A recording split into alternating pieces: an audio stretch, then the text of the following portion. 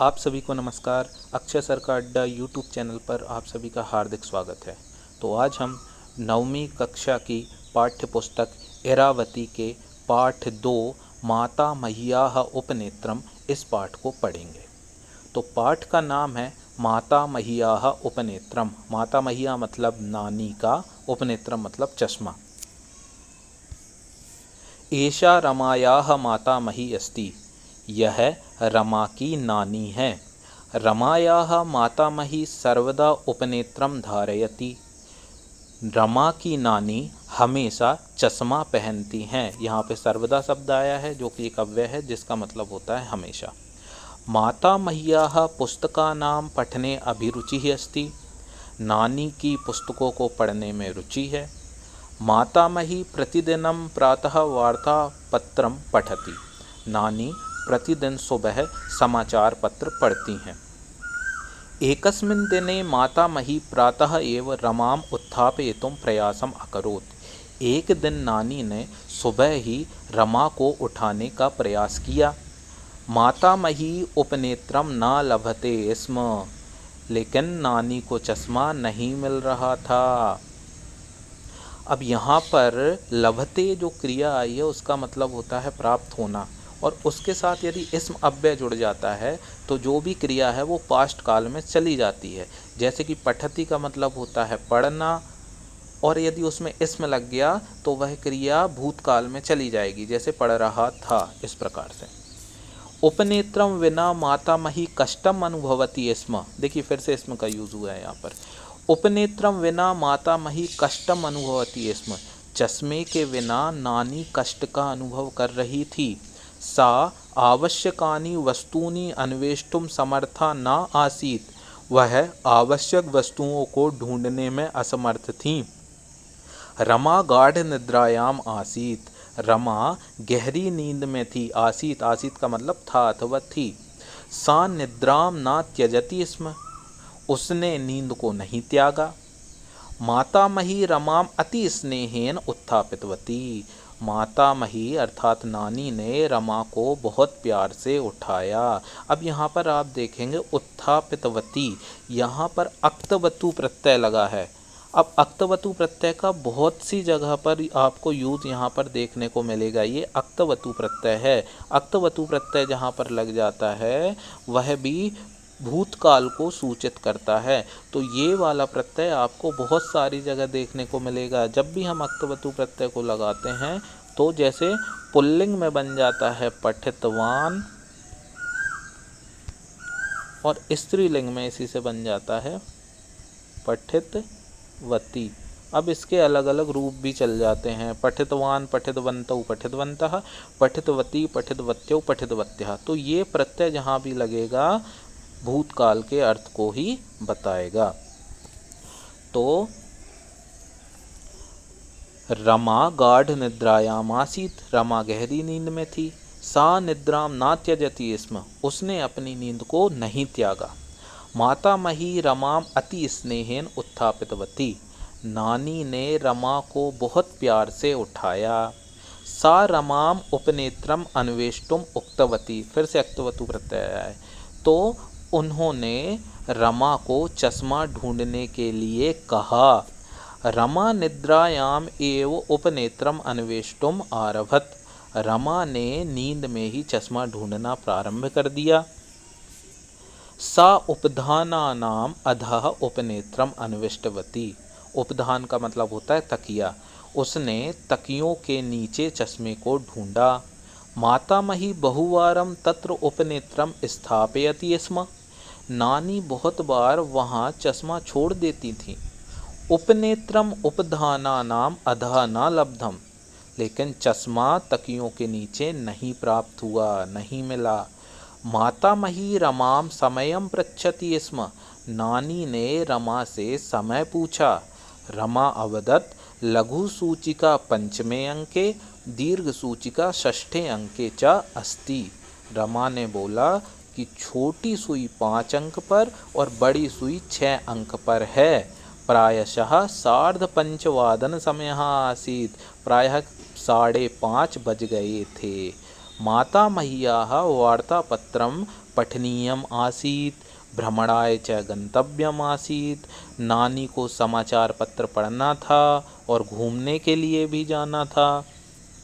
रमा मातामह्याः उत्पीठिकायां पुस्तकानां मध्ये उपनेत्रम अन्विष्टवती। रमा ने नानी के टेबल पर पुस्तकों के बीच में चश्मे को ढूंढा। उत्पीठिका, उत्पीठिका का मतलब होता है टेबल।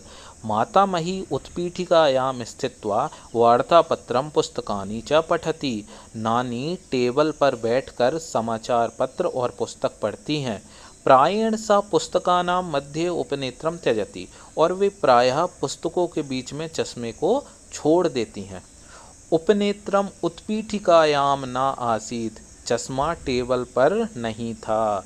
रमा उपनेत्रम स्नानागारे अन्विष्टवती, अन्विष्टवती में भी अक्तवतु प्रत्यय है।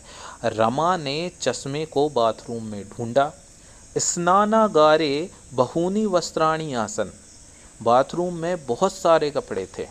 मातामही यदा कदा उपनेत्रम स्नानागारे त्यजति स्म, नानी जब कभी चश्मे को बाथरूम में छोड़ देती थी। उपनेत्रम स्नानागारे अपि न आसीत, चश्मा बाथरूम में भी नहीं था। रमा उपनेत्रम अंगणे अन्विष्टवती, अब रमा ने चश्मे को आंगन में ढूंढा। अंगने बहूनि वस्तूनि आसन, आंगन में बहुत वस्तुएं थीं। मातामही प्रायः अंगणे खट्वायाम उपनेत्रम त्यजति स्म, नानी प्रायः आंगन में खाट पर चश्मा छोड़ देती थीं। खट्वायाम मतलब खाट पर। उपनेत्रम खट्वायाम अपि न लब्धम, चश्मा खाट पर भी नहीं था, खाट पर भी प्राप्त नहीं हुआ चश्मा। रमा मातामह्याः ऊण स्यूते उपनेत्रम अन्विष्टवती, रमा ने नानी के ऊन के बैग में चश्मे को ढूंढा। स्यूत, स्यूत शब्द बैग अथवा थैला। स्यूते ऊणायाः अनेकानि गोलकानि आसन, उस बैग में ऊन के अनेक गोले थे। तस्मिन् अर्ध ऊतानि ऊण वस्त्राणि अपि आसन, और उसमें आधे ऊन से बने हुए वस्त्र भी थे, मतलब कुछ ऐसे वस्त्र थे जो अभी आधे आधे बने हुए थे, वो भी उस बैग में ही रखे थे। उपनेत्रम स्यूते अपि न आसीत, चश्मा बैग में भी नहीं था। रमा उपनेत्रम दर्पणस्य निकटे अन्विष्टवती, रमा ने आईने के पास में चश्मे को ढूंढा। तत्र कंकतिकाः तैलकूप्यः च आसन, वहाँ पर कंघी और तेल की बोतल थी। मातामही प्रायः केशानां प्रसाधन समये उपनेत्रम अवतारयति स्म, नानी प्रायः बालों को संवारते समय चश्मा उतारती थीं। उपनेत्रम दर्पणम निक्सा अपि न आसीत, लेकिन जो चश्मा था वह आईने के पास भी नहीं था। यहाँ पर निक्शा शब्द आया है, निक्शा का मतलब होता है पास, और जैसा कि आप लोगों को पहले भी पता होगा, निक्शा शब्द के साथ हमेशा द्वितीय विभक्ति का प्रयोग होता है, इसलिए क्या प्रयोग हुआ है, दर्पणम निक्शा। रमा उपनेत्रम कपाटिकायाम अन्विष्टवती, रमा ने चश्मे को अलमारी में ढूंढा। कपाटिकायाम मातामह्याः शाटिकाः आसन, अलमारी में नानी की साड़ी थी। कपाटिका मतलब अलमारी। मातामही बहुवारम उपनेत्रम कपाटिकायाम त्यजति स्म, नानी बहुत बार चश्मे को अलमारी में छोड़ देती थी। उपनेत्रम कपाटिकायाम अपि न आसीत, चश्मा अलमारी में भी नहीं था।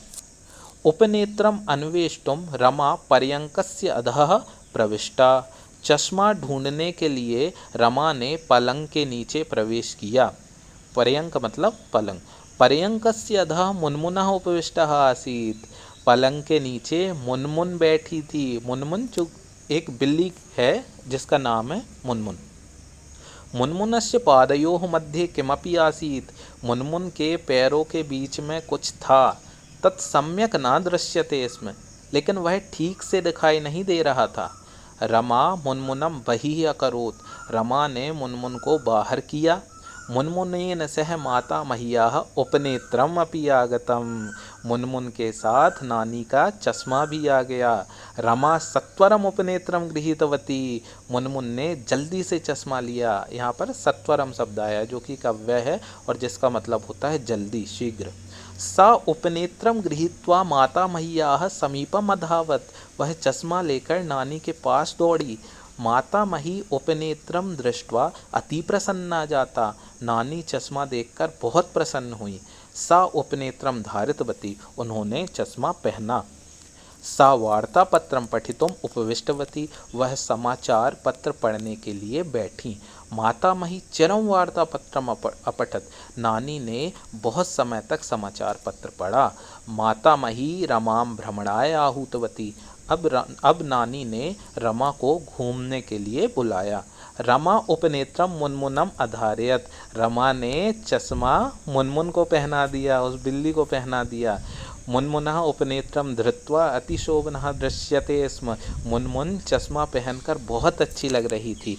तदनंतरम ताः तिस्रः भ्रमणाय निर्गताः, उसके बाद वे तीनों घूमने निकल गए। तो ये हुआ हमारा पाठ। अब हम देखते हैं इससे जुड़े कुछ प्रश्नोत्तरों को।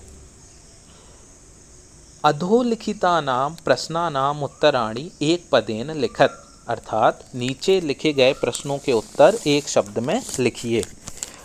पहला प्रश्न है प्रश्नः मातामही प्रतिदिनं किं पठति, मातामही नानी प्रतिदिन क्या पढ़ती हैं, तो वार्तापत्रम समाचार पत्र। कस्य अधः मुनमुनः उपविष्टाः आसीत्, किसके नीचे मुनमुन बैठी थी, तो उत्तर हो जाएगा पर्यंकस्य, पलंग के नीचे। प्रायशः कः समयः आसीत्, प्रायः कितने बज रहे थे, तो उत्तर होगा 5:30 समयः, 5:30। उपनेत्रम कस्य पादयोः मध्ये आसीत्, चश्मा किसके पैरों के बीच में था, तो हो जाएगा मुनमुनस्य। मातामही प्रतिदिनं कदा वार्तापत्रम पठति, नानी प्रतिदिन कितने बजे समाचार पत्र पढ़ती हैं, तो उत्तर हो जाएगा 5:30, 5:30 बजे। उपनेत्रम धृत्वा कः शोभनः दृश्यते स्म, चश्मा पहनकर कौन अच्छा दिख रहा था, तो उत्तर हो जाएगा मुनमुनः। इसके बाद हम दूसरे प्रश्न को देखेंगे। अधोलिखितानां वाक्यानि पठित्वा आम ना वा लिखत, अर्थात नीचे लिखे गए वाक्यों को पढ़कर आपको आम मतलब हाँ, ना मतलब नहीं ये बताना है, मतलब सत्य असत्य बताना है। पहला है उपनेत्रम विना मातामही कष्टम अनुभवती स्म, अर्थात चश्मे के बिना नानी को कष्ट हो रहा था, तो आम हाँ। रमा कपाटिकायाम उपनेत्रम अन्विष्टवती, रमा ने अलमारी में चश्मे को ढूंढा, तो आम हाँ ढूंढा था। पर्यंकस्य अधः मुनमुनः उपविष्टः आसीत्, पलंग के नीचे मुनमुन बैठी थी, तो ये भी आम है, बैठी थी। मुनमुनस्य पादयोः मध्ये उपनेत्रम आसीत्, मुनमुन के पैरों के बीच में चश्मा था, तो ये भी आम है, था। रमा उपनेत्रम स्नानागारे अन्विष्टवती, रमा ने चश्मे को बाथरूम में ढूंढा, तो ढूंढा था, आम है ये भी। मातामही प्रतिदिनं प्रातः वार्तापत्रम न पठति, तो ये ना है। मातामही प्रतिदिन सुबह समाचार पत्र नहीं पढ़ती थी, ये ना हो जाएगा। इसके बाद देखते हैं प्रश्न नंबर 3। मंजूषातः उचितम शब्दम चित्वा विलोम शब्दान लिखत, अर्थात आपको विलोम शब्द बताने हैं। पहला है अधः, अधः मतलब नीचे, इसका विलोम शब्द हो जाएगा उपरि मतलब ऊपर। अंतः, अंतः मतलब अंदर। बहि मतलब बाहर। समीपम, समीपम मतलब पास, इसका विलोम हो जाएगा दूरम दूर। मंदम, मंदम मतलब धीरे, विलोम हो जाएगा सत्वरम मतलब जल्दी। प्रसन्ना मतलब प्रसन्न, विलोम हो जाएगा दुखिता। अब हम देखते हैं क्रियाकलापः। भूमिकाभिनयः त्रयः छात्राः मातामही रमा मुनमुनः इति एतेषां भूमिकाः स्वीकुर्वन्तु, अर्थात आप अपनी कक्षा में 3 छात्राओं को कहिए या छात्रों को कहिए कि वह नानी, रमा और मुनमुन की भूमिका को स्वीकार करें। कथायाः प्रमुख संवादां सरल संस्कृतेन वदन्तु, और कथा का जो प्रमुख संवाद है उसको सरल संस्कृत में बोलें।